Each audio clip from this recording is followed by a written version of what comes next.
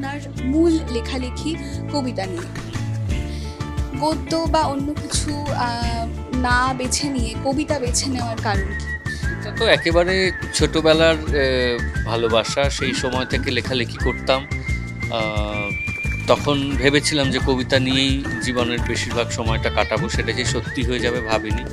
পরে গদ্য লেখার চেষ্টা করেছি, উপন্যাস লিখেছি, গল্প লিখেছি, প্রবন্ধ লিখেছি, কিন্তু কবিতার চেয়ে আকর্ষক আর কিছু মনে হয়নি।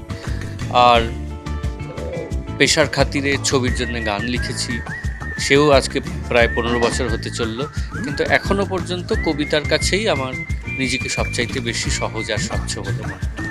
আমার মনে হয় সব সময়েরই একটা প্রকাশভঙ্গি আছে, সময় নিজেকে কিভাবে তুলে ধরে। আমাদের চারপাশে এখন এত অন্যান্য বিষয় এসে গেছে যে আমরা সাহিত্য চর্চার দিকে আমাদের নজর কম যায়, কিন্তু আমি এই বিষয়ে স্থির বিশ্বাসী যে যারা বই পড়বার, সাহিত্য পড়বার, তারা এখনও পড়ছেন এবং আমাদের পরের প্রজন্ম, তার পরের প্রজন্মও পড়ছে।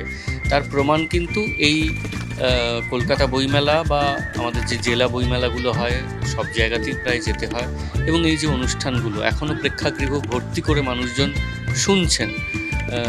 তো এটা সাহিত্য চর্চা ছাড়া শুধু হুজুগে হয় না। ফলে আমি বিশ্বাসী এবং আমার দৃঢ় বিশ্বাস এই সাহিত্য চর্চা আগে যেমন ছিল এখন তেমন আছে, তার প্রকাশটা হয়তো একটু বদলে গেছে। প্রকাশ বদলে গেছে যে কথাটা আপনি বললেন, সেখান থেকেই আমার পরের প্রশ্ন যে বই পড়া, অনেকের কথা অনুযায়ী বই পড়া অনেকখানি কমেছে। আমাদের কাছে প্রচুর অ্যাক্সেস এসেছে, কিন্ডেল আছে, ই বুক আছে, আমরা অডিও স্টোরি এখন প্রচুর শুনতে পাই, অডিও ড্রামা। সেইখান থেকে আপনি তারপরেও এখনও অবধি আপনি যথেষ্ট পরিমাণে লিখে চলেছেন। একজন লেখক হিসেবে এই পরিবর্তনটা আপনার চোখে খানিকটা ক্ষতি করেছে লেখালেখি বা বইয়ের, নাকি সে আলাদা নিজের মতন করে বেড়ে চলেছে? প্রথমত লেখালেখি একরকম বিষয় আর বই আর একরকম বিষয়। বইয়ের সঙ্গে বাণিজ্য জড়িয়ে আছে, লেখালেখির সঙ্গে কিন্তু বাণিজ্য নেই। আমি না ছাপালেও আমি লিখে চলতে পারি। ফলে লেখালেখিকে তো প্রভাবিত করবার ক্ষমতা কিছুরই নেই।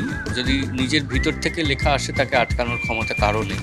কিন্তু এই বদলটা বোধহয় ভালো, কারণ যত রকমের মাধ্যম আমাদের সামনে আসবে তত প্রতিযোগিতা বাড়বে এবং তত বাণিজ্যিক যে কৌশল এবং কারিগরি দিকগুলো সেগুলো আরও বেড়ে উঠবে। এখন আজ থেকে 15 বছর কি 20 বছর আগে বই যেমন বেরোতো, এখন তার থেকে তার অভিনবত্ব অনেক বেশি হয়েছে।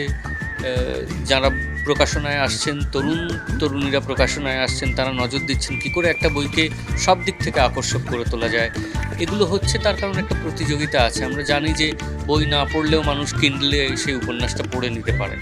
তা সত্ত্বেও কেন বইটা কিনবেন?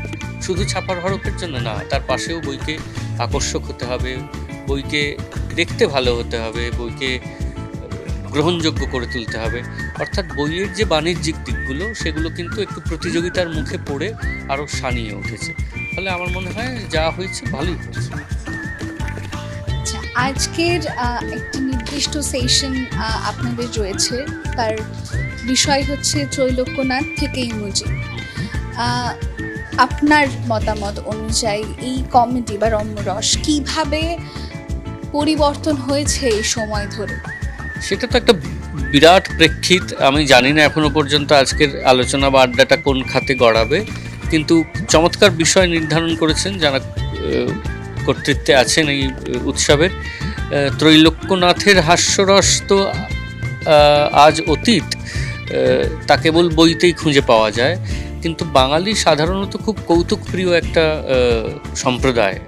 ফলে বাঙালির কৌতুক তার মতো করে আছে, সেখানে অনেক কিছু জুড়েছে। যেমন ইমোজি জুড়েছে। আগে আমাদের একটা হাসির কথা বোঝাতে হলে বলতে হতো, এখন আমরা একটা হাসির ইমোজি দিলে লোকে বুঝে যায় যে আমি হাসছি ওপার থেকে।